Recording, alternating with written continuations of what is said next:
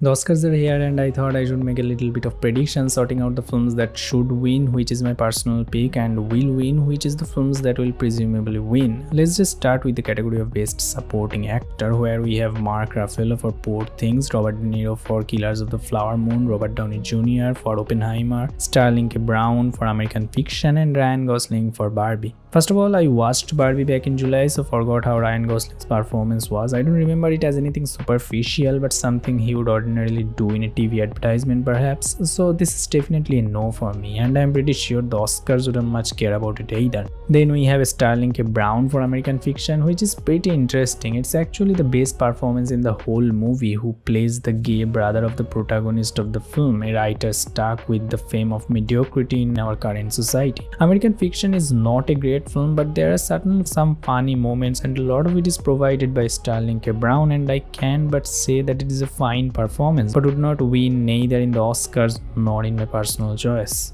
Robert Downey Jr. probably have given his career best performance in Oppenheimer, although I don't know, for I have barely seen any of his movies. However, it was decent acting. Nothing memorable because it was sometimes a little over the top, but it has all the elements to win an Oscar: powerful character, screaming, being sad, post delivery, and so on and so forth. So this is the performance that is going to win but isn't for me. Robert De Niro for Killers of the Flower Moon is similar to more or less every Robert De Niro character in a Martin Scorsese film. It's amazing without a doubt, but here is nothing that haven't been already seen 100 times, so it's just pretty okay, amazing but okay. So therefore, what should win for me is Mark Ruffalo for Poor Things. There is a certain charm in this performance of Mark Ruffalo. Every time I see him in a movie, I just feel a comfort unexplainable. Nothing different happened in this case either. It was just so funny, memorable, awkward, embracing, and whatnot, seeing him go through all the possible dilemmas men go through in their entire lifespan. The performance was just so fun and is seriously the best in the category regardless of what the Academy says. Oh. Next, moving on to the category of Best Original Screenplay, where we have got May December, The Holdovers, Maestro, Anatomy of a Fall, and Past Lives. This is such an interesting category to discuss about. Amazing dialogues that will stuck with you forever, unlike what Denis Villeneuve said. Firstly, Past Lives and Maestro have little to no memorable things about their script. Anatomy of a Fall was outstanding for its screenplay. I think any great courtroom drama is an exercise in writing, and this was no different. But this has the kind of flow of dialogue that might win the Best Screenplay award for some French award shows, not in the Oscars. So I don't think this will win, and for me there are better ones in this section. May December has such smart writing and is definitely one of the best movies of the year, and no doubt it got only one nomination. This is something to watch over and over to get a lot of pleasure from all the talkings of these characters, but it still falls short on the excellence of The Holdovers for me and the Oscars both. The Holdovers is genius. It is a treat for the year whenever Paul Giamatti starts talking about history or give advice to his stupid students who in an equal way deliver something funnier. You said you washed your hands of me! No, I meant it metaphorically! Of course you meant it metaphorically! What were you gonna do, actually go and wash your hands? Getting to the category of Best Adapted Screenplay, where there is American Fiction, The Zone of Interest, Barbie, Oppenheimer, and Poor Things. American Fiction has a fine script. It is at times overwritten for sure, but once again it's funny. But the script of Zone of Interest and Barbie seems to fall short on any level of excellence. I mean, where are the unique, memorable dialogues? Although it's obvious Zone of Interest isn't nominated for dialogues but in writing of expressions and setting, but it's just not enough. Oppenheimer is quite well exercised in writing by Christopher Nolan. However, the one that is truly excellent here is Poor Things, originally written by Alasdair Gray and scripted by Tony McNamara. Poor Things, I believe, has the best screenplay of the year. It is excellent, smart, and hilarious, all the things one can expect from a script. The Oscar, I guess, will generally agree with me on this part, so this both should and will win for me. Victoria Blessington? I haven't seen you for years. And you still have not? As I am Bella Baxter, strange feathered lady. In international feature film, we got The Zone of Interest, Society of the Snow, Perfect Days, The Teacher's Lounge, and Io Capitano. I have recently watched Io Capitano and think that it had lost its pace in the second half, and a lot of blabbing just went on and on, making it a very cliche Oscar contender where we see the endless sufferings of some minority group. The Teacher's Lounge had amazing storytelling and performances, telling very interesting story of a teacher suffering the consequences of pointing out a co-worker of stealing. It was a great great movie, but then again a little too dragged sometimes. Perfect Days on the other hand was amazing. A beautiful tale of a Japanese man who works as a toilet cleaner, lives alone, loves to take photographs, water his plants and is kind. This just felt like a bliss to sit and watch this, but it is not going to win the Oscar because there is Zone of Interest, a vivid portrayal of the Holocaust from the perspective of a Nazi family. This was visually attractive, but what is this? I can't anyway connect this to Oscar because it's not so Oscar-worthy material, but it's winning everywhere. Society of the Snow is what should win for me. Maybe the reason this film didn't get a ton of nominations is that it is not the first time a film has been made on the 1972 plane crash, but this is certainly exquisite with outstanding performances and brilliant writing. There is nothing to not like about this movie. It's just simply one of the best of the year. Emotional survival saga and epic almost. Es un lugar donde vivir es imposible. Lo extraño acá somos nosotros.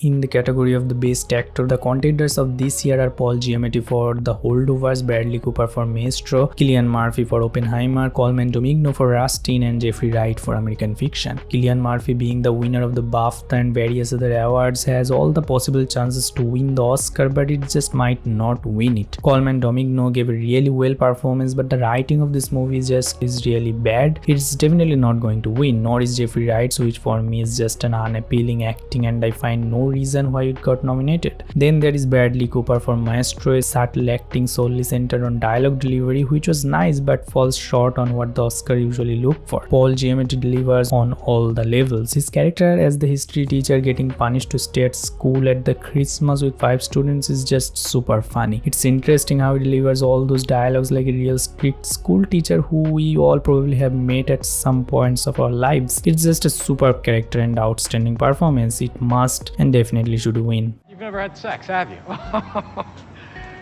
Believe it or not, Mr. Tully, there was a time when the fire in my loins burned white hot. Moving on to the best actress, we have got Emma Stone for Poor Things, Lily Gladstone for Killers of the Flower Moon, Annette Bening for Nyad, Carey Mulligan for Maestro, and Sandra Hüller for Anatomy of a Fall. All these are pretty great performances, but there must be one winner, which will be, in my opinion, Lily Gladstone for Killers of the Flower Moon, which is seriously astounding acting that put its audience on a journey through a pain land. Emma Stone's performance was equally brilliant and completely different than this.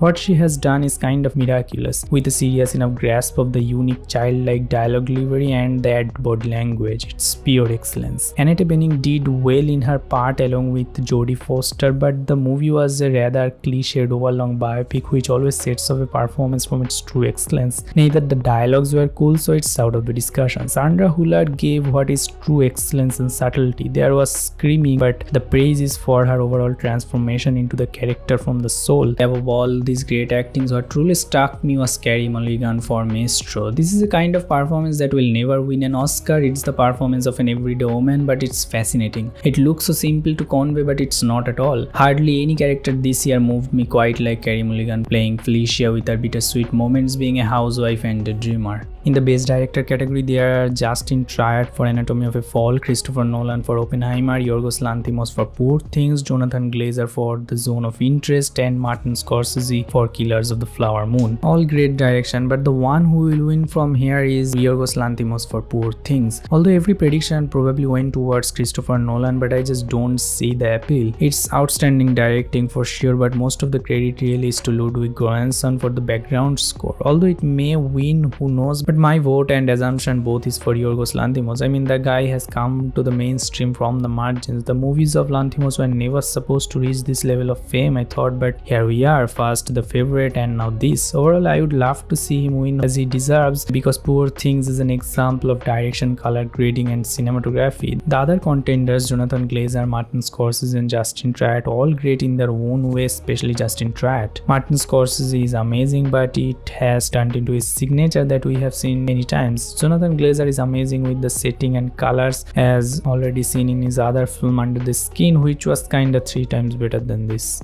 In the supporting actress category, there is Emily Blunt for Oppenheimer, Danielle Brooks for The Color Purple, America Ferrera for Barbie, Jodie Foster for Nyad, and Da'Vine Joy Randall for The Holdovers, who will most certainly win the award. Her performance is beautiful, playing a woman leading with the grief of his son. Want me to take you home?